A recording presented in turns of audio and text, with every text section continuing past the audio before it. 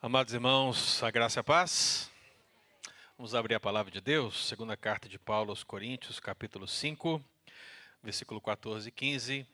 E depois de assistirmos a esse vídeo, nós precisamos somente relembrar qual é a nossa motivação maior para fazermos tudo isso. E talvez a palavra de Deus, ministrada pelo apóstolo Paulo à igreja de Corinto, ela pode ser a síntese para nos mover a tudo isso, em nome de Jesus. Por isso, meu querido, segunda carta de Paulo aos Coríntios, capítulo 5, versículo 14 e versículo 15. Se você encontrou, digam amém. Amém. Alguns ainda não encontraram porque estão com fome, igual o Kisney. E eu falo isso porque o pastor Pedro hoje ainda não pegou no seu pé, Kisney. Pois é, então já fiz isso por ele. Todos encontraram? Amém, queridos? Então diz assim a palavra do Senhor. Pois o amor de Cristo nos constrange, nos impele, julgando nós isto. Um morreu por todos. Um morreu no lugar de todos. Logo, todos morreram. E ele morreu por todos. Ele morreu em benefício de todos, para que os que vivem não vivam mais para si mesmos, mas para aquele que por eles morreu e ressuscitou. Amém. Senhor Jesus, Pai querido, nosso coração se aquece em saber que tudo aquilo que temos a oportunidade de realizar, tudo aquilo que temos a oportunidade de fazer, tudo aquilo que, Deus, manifestamos pela verdadeira vida espiritual que está em nós, não veio de nós, veio do alto, veio do Senhor. Foi o Senhor que nos ressuscitou para que pudéssemos viver uma vida de sentido, uma vida de verdadeira felicidade aos pés da cruz do Senhor. Foi em Ti, ó Deus, que nós encontramos o propósito da nossa existência. E é em Ti que nos movemos para realizar todas as coisas para o louvor da Tua glória. Por isso, ó Deus, seja o Senhor servido nesse momento, trazer ao nosso coração o entendimento dessa palavra, Deus. Para que em tudo aquilo que o Senhor tem colocado as nossas mãos para fazer, façamos, ó Deus, unicamente por causa de Jesus Cristo. Que todos unidos, ó Deus, possamos caminhar e ser igreja como o Senhor requer de nós, em nome de Jesus. Amém. Meu querido, circunstâncias como essa, o aniversário da igreja, a igreja tão recente, na verdade, é o aniversário de igreja que eu prego mais recente, 3 anos. E é interessante, porque não importa se você prega no aniversário de uma igreja com 3 anos de organização, se você prega no aniversário de igreja com 50 anos de organização, ou se você prega no aniversário de uma igreja com mais de 100 anos de organização, a verdade que permanece é a mesma. Sem Cristo, nada podemos fazer. Cristo é a razão de ser da igreja. Cristo é a base da igreja. Cristo é o cabeça da igreja. Cristo é todo o propósito da igreja. Nós nos movemos assim. Para que nós possamos mover assim, via de regra, nós utilizamos vários caminhos. Utilizamos vários meios pedagógicos para que Cristo seja conhecido. E um desses métodos que é bem interessante é o uso de lemas. É o uso de motes. Talvez no mais próximo do inglês, o uso de slogans. E a força de um slogan, meu querido, ela pode ser vista quando eu posso citar alguns slogans curiosos. Quando eu digo, por exemplo, Tomodoril.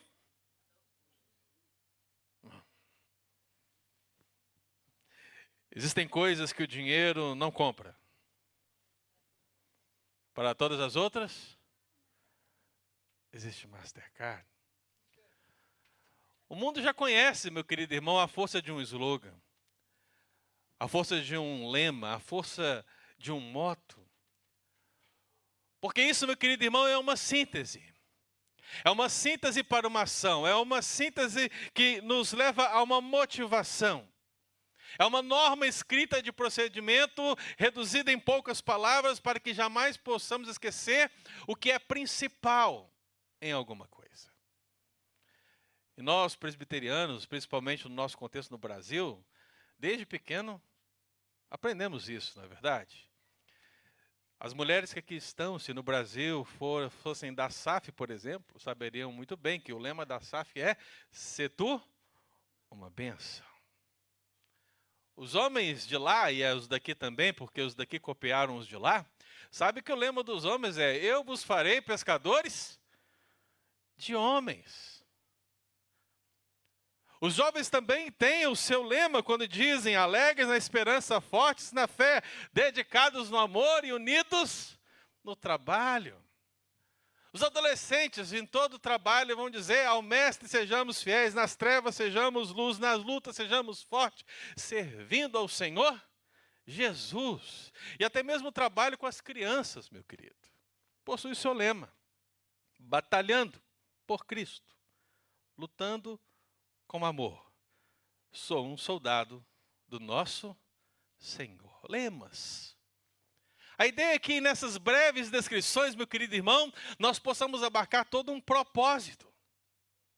Aquilo que o mundo tem feito e aquilo que a igreja tem feito precisa nos fazer pensar um pouco. E é entre o secular e o contexto da igreja, meu querido, que um lema me chama muito a atenção, que eu gostaria de que você pensasse. Na verdade, esse lema ele é conhecido, porque envolve um romance francês. Talvez você não tenha lido esse romance francês, Os Três Mosqueteiros, né? Mas você conhece o mote que foi apenas recitado uma única vez e de maneira inversa no livro, mas que é citado em tantos contextos diferentes, de maneira que você saberá. E o lema é: "Un pour tout, tout pour un". Um por todos, todos por um. Como é o lema? Um por todos, todos por um.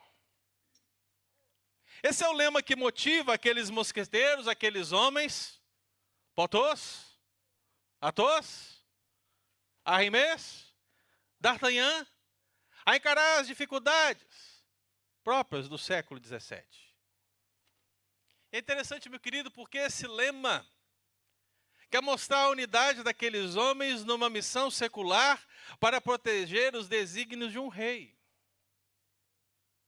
Para proteger os desígnios daqueles que o chamou. É interessante.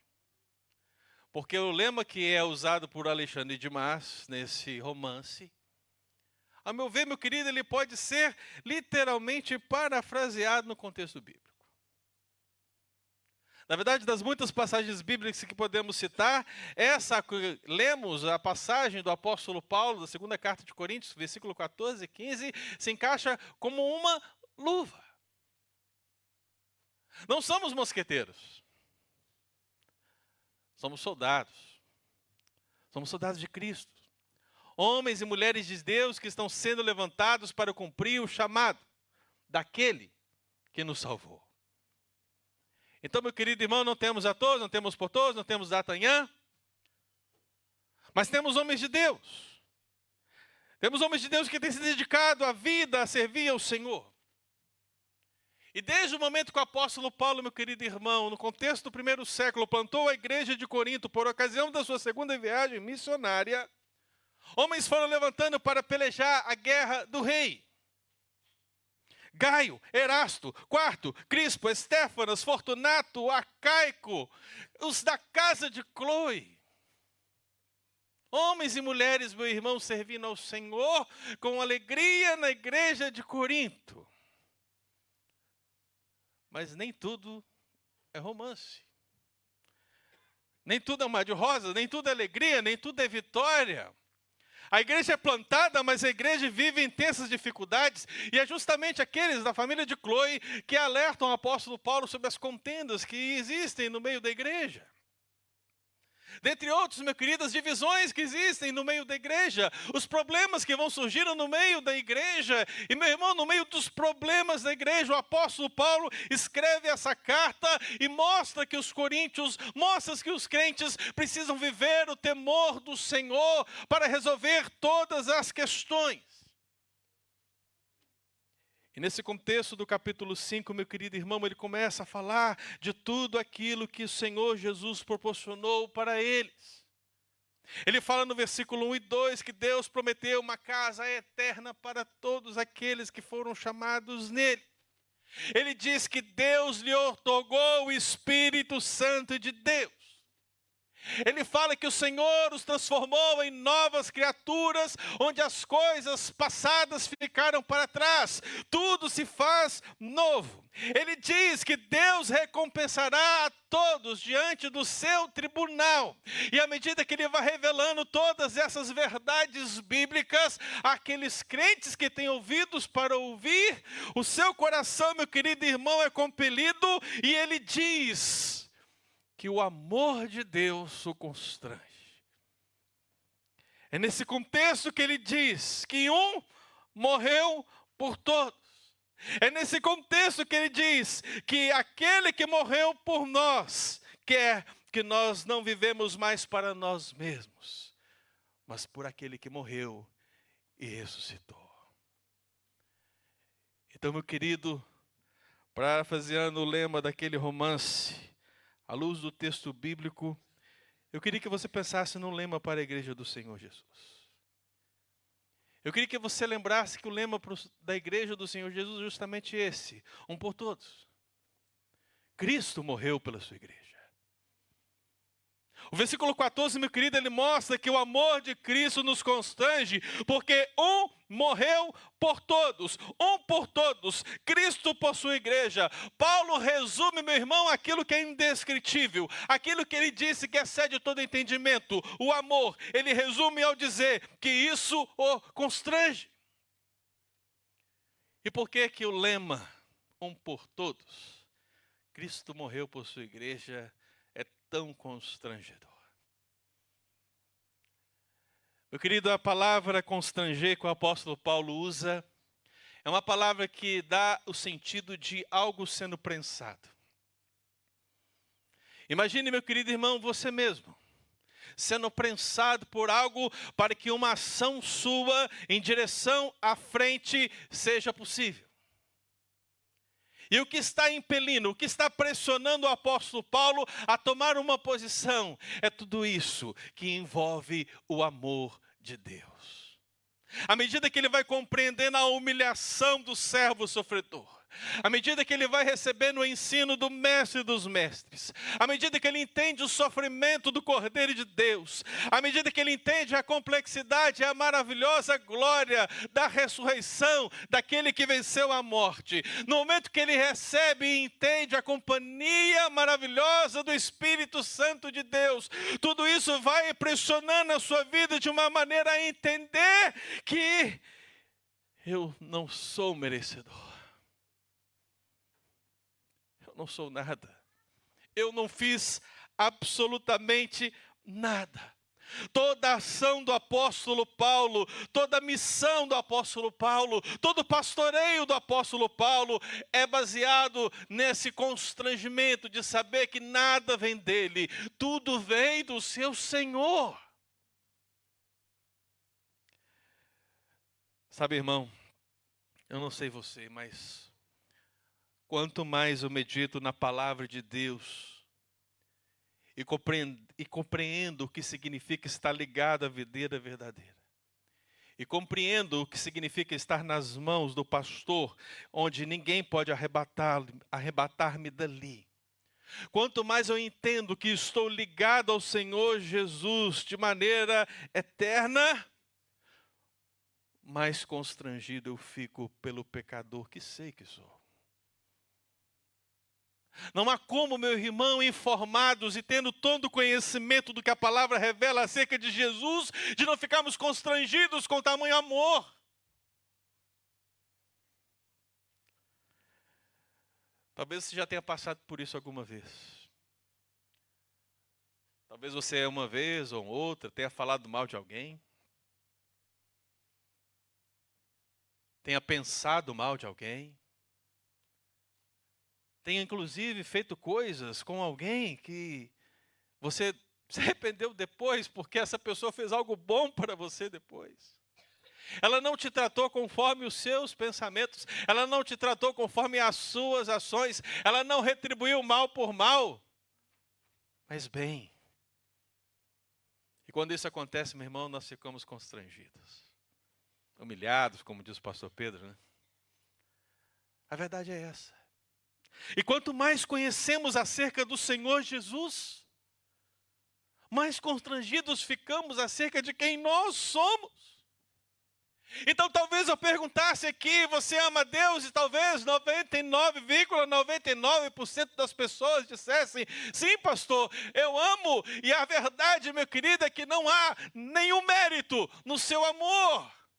Porque mesmo o amor que nós temos para com Deus não vem de nós, mas vem do Espírito. Então o apóstolo Paulo escreve à igreja de Romanos, e ele diz no capítulo 5, versículo 5, ora, a esperança não confunde, porque o amor de Deus é derramado em nosso coração pelo Espírito Santo que nos foi outorgado. Então a síntese é essa, meu irmão. Se você ama Deus, é porque Ele te amou primeiro. É porque Ele agiu na sua vida primeiro. Então, à medida que você vai entendendo e vai compreendendo isso, te constrange. O lema, um por todos, Cristo morreu por sua igreja, nos constrange. E nos constrange porque também é um lema de representação, de identificação. Quando pensamos em Jesus, meu amado, e o apóstolo Paulo diz a expressão, um morreu por todos, logo todos morreram, ele está trazendo à baila toda aquela expiação substitutiva, profetizada no Antigo Testamento e agora concretizada em Cristo Jesus. Aquele que estava na cruz, o justo, deu a sua vida por nós, injustos. O justo pelos injustos. Como eu poderia, irmãos, me arrogar? Às vezes penso no contexto da igreja de Corinto e vejo alguns dizendo, eu sou de Cefas.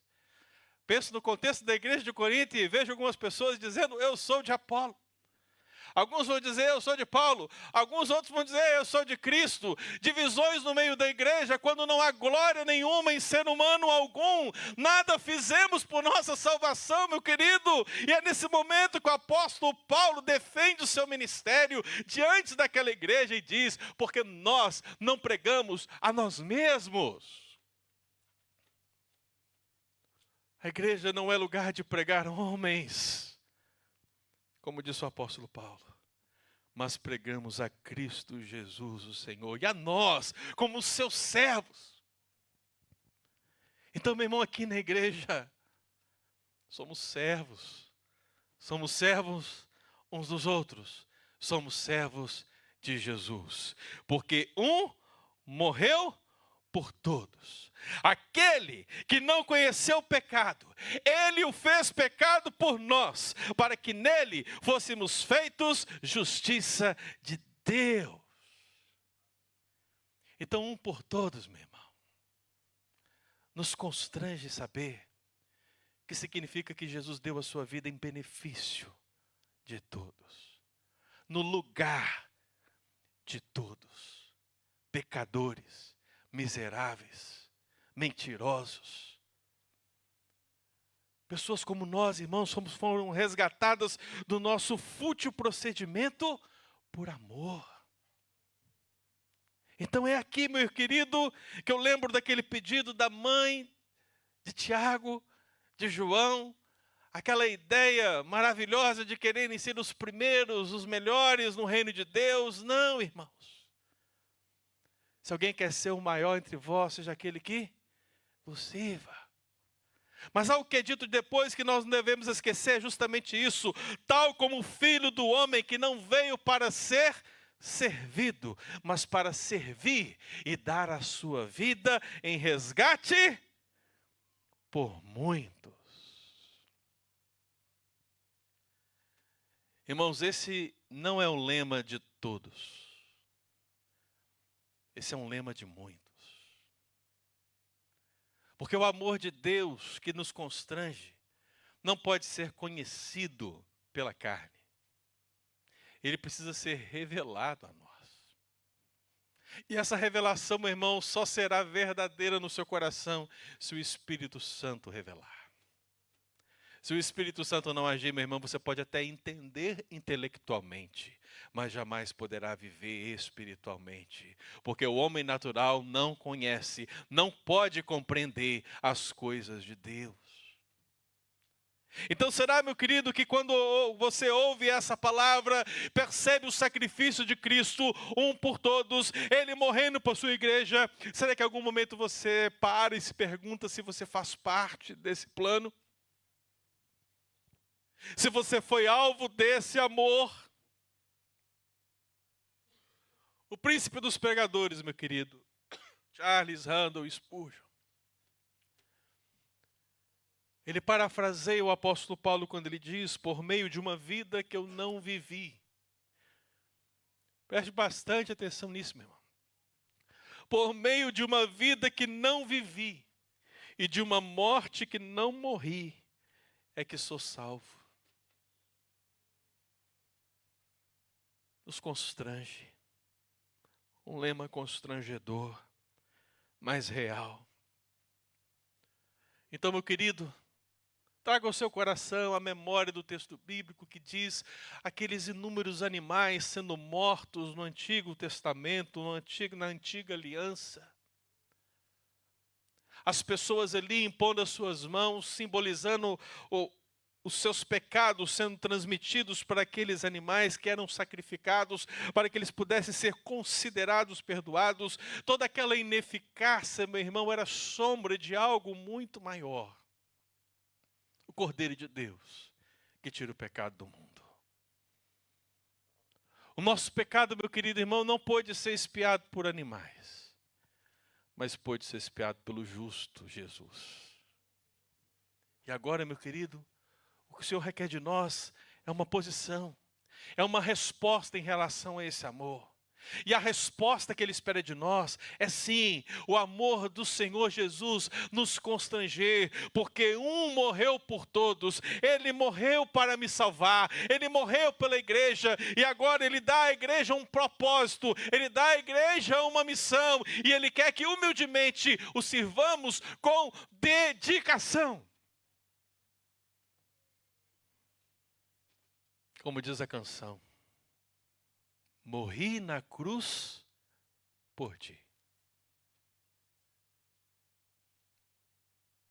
Foi para te livrar. Morri na cruz por ti.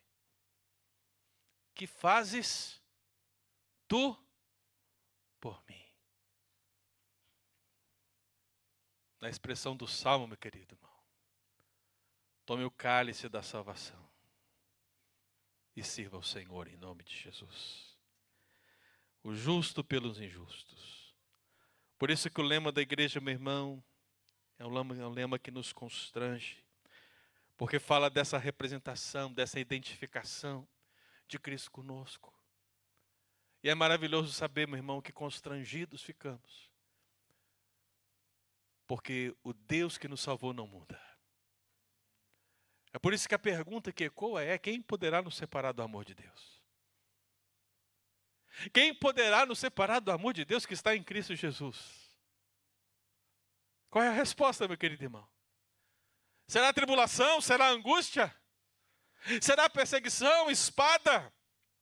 Nem a morte, nem a vida, nem as coisas do presente, nem do porvir, nem a altura, nem profundidade, absolutamente nada poderá nos separar do amor de Deus que está em Cristo Jesus.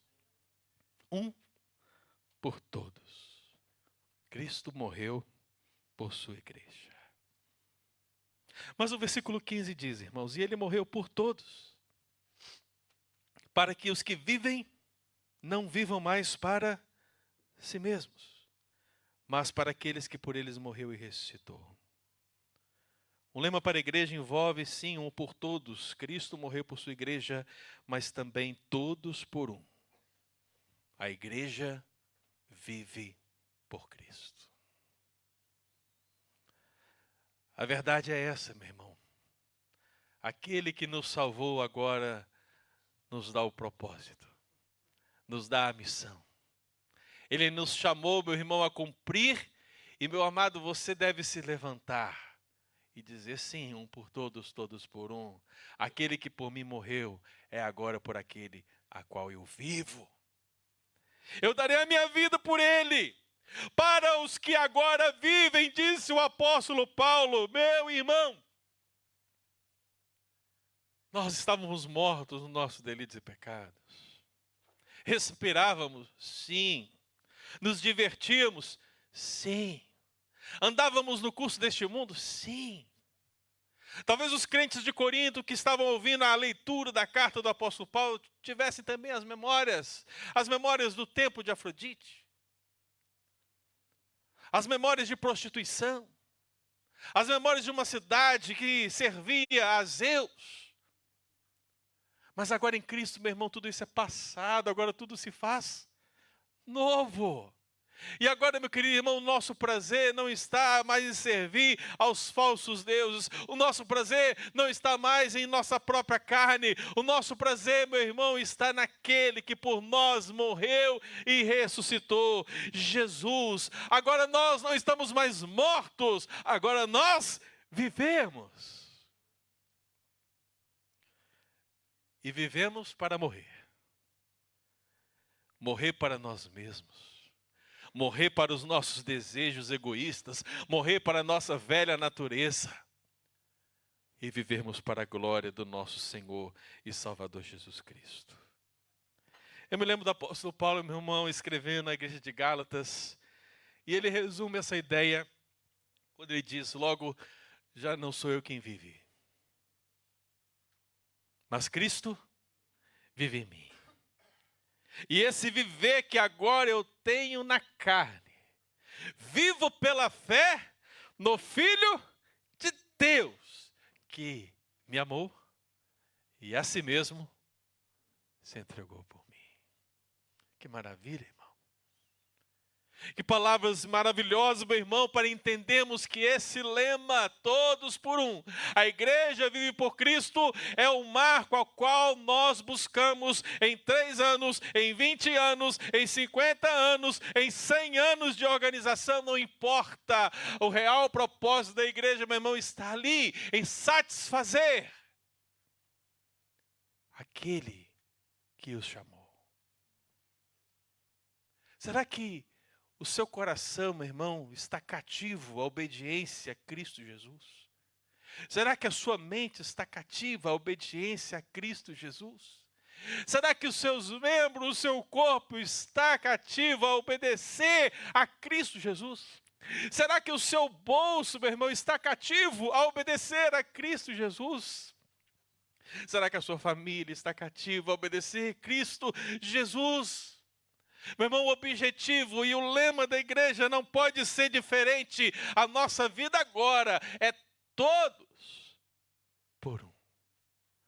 A igreja deve viver por Cristo Jesus. A igreja não vive para si mesma. Ela não vive para os seus próprios propósitos, próprios projetos. Ela vive para glorificar a Jesus em tudo. Então, meu irmão, esse é um lema sobre serviço. Vida é movimento.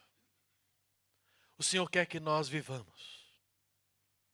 Então não importa se você está em um dos comitês, não importa se você é um líder dessa igreja, não importa, meu irmão, onde você está atuando, a verdade é que você precisa mover, viver e manifestar essa nova vida que você recebeu em Cristo Jesus para a glória dele. Quando o apóstolo Paulo escreve à igreja de Roma, meu querido, ele mostra como todos nós devemos viver por um. Ao mostrar, por exemplo, a preocupação com os novos na fé, os fracos na fé. Dentre as muitas coisas que o apóstolo Paulo menciona nessa relação, ele diz, porque nenhum de nós vive para si mesmo. nem morre para si. Porque se vivemos, para o Senhor vivemos. Se morremos, para o Senhor morremos. Quer pois vivamos ou morramos, somos do Senhor. A síntese é essa, irmão. Não há outro motivo, não há outro objetivo, não há outro lema, não há outro slogan, não há outro moto, a não ser esse. Um morreu por todos, e agora todos vivem por Cristo Jesus. A igreja deve dar sua vida por Jesus, sabendo que recebeu dele tudo. Por que você tem propósito na sua existência, meu querido? Porque Cristo te deu esse propósito. A primeira carta do apóstolo Paulo, no capítulo 8, versículo 6, no contexto de apresentar todas as dificuldades daquela igreja, o apóstolo lembra: todavia para nós há um só Deus, o Pai, de quem são todas as coisas e para quem existimos. Para qual são todas as coisas e para quem existimos. Para que existimos, CTK United? Para que você existe, meu irmão? Você existe para a glória de Deus. Se você é a igreja do Senhor, meu querido, tenha certo isso. À medida que você vai largando os tesouros dessa terra, os tesouros no céu vão se tornando cada vez mais excelentes. Porque sim, irmão, o cristianismo de uma igreja bíblica é uma escola de renúncia. O tempo todo estamos renunciando a alguma coisa por causa de Cristo. Deve ser assim. Precisa ser assim. Porque o amor de Deus nos constrange. Um por todos, todos por um. Cristo morreu por sua igreja e agora a igreja deve viver por Cristo. Eu posso parafrasear, meu querido, esse lema de um romance secular, porque antes de qualquer coisa ele representa a síntese da história do amor de Deus para com seu povo mediante Cristo Jesus. Antes sequer desse romance existir, a palavra do Senhor já falava que um morreu por todos e que todos devem viver por um. Esse é o lema a qual devemos caminhar. Esse é o lema a qual devemos viver, a qual devemos falar. Será que você já compreendeu o amor de Jesus na sua vida, meu querido? Você pode ser até membro da CTK United. Você pode ser membro de uma igreja no Brasil. Você pode ser, inclusive, líder. Mas isso não quer dizer absolutamente nada se você não nasceu de novo. Se Cristo verdadeiramente não entrou na sua vida, se Ele verdadeiramente não lhe outorgou o Espírito Santo de Deus. É preciso que você, que tem ouvidos para ouvir, entenda que o todos a qual o apóstolo Paulo menciona não são todas as pessoas do mundo, não são todas as pessoas dos Estados Unidos, não são todas as pessoas de Massachusetts, não. Esse todos são aqueles todos que têm ouvidos para ouvir o que o Espírito diz às igrejas.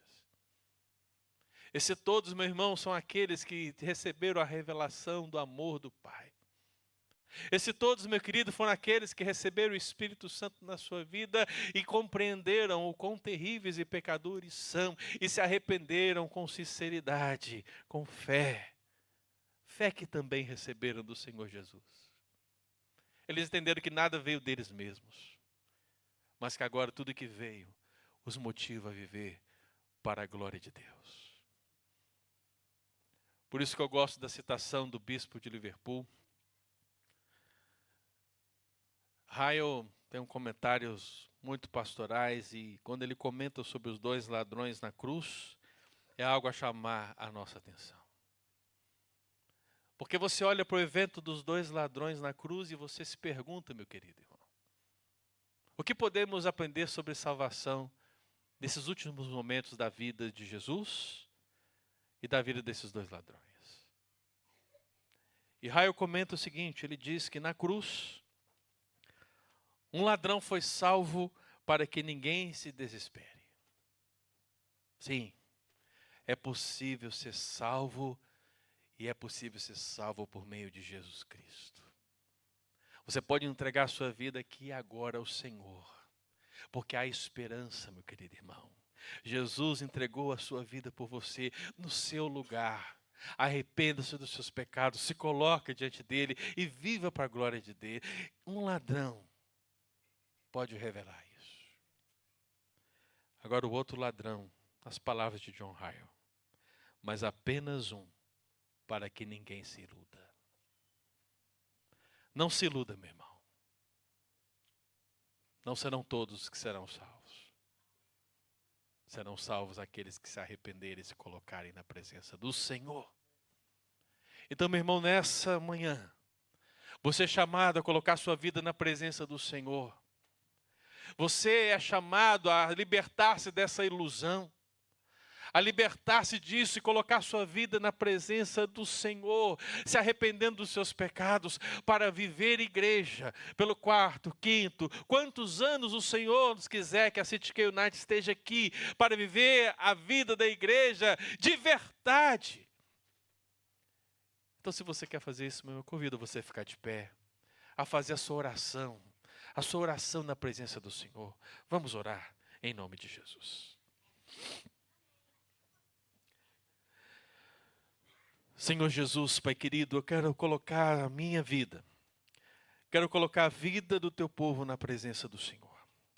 Todos aqueles que ouviram essa palavra, meu Deus, todos aqueles que estão aqui, meu Deus, seja o Espírito Santo aquele que vai agir nos corações, que vai agir nas mentes, que vai sim convencer do pecado, da morte e do juízo, e que vai fazer verdadeira transformação nas vidas.